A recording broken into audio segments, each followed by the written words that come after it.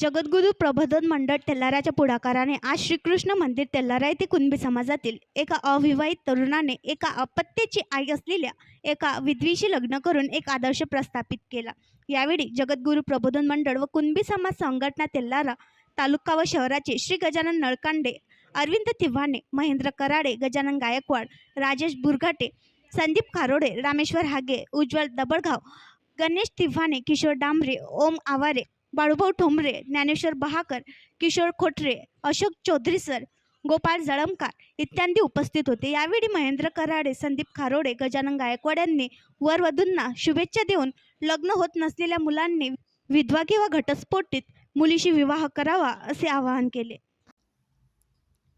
आणखी नवीन व्हिडिओ पाहण्यासाठी आमच्या देशमुख एक्सप्रेस न्यूज चॅनलला सबस्क्राईब करा, लाईक करा आणि शेअर करा।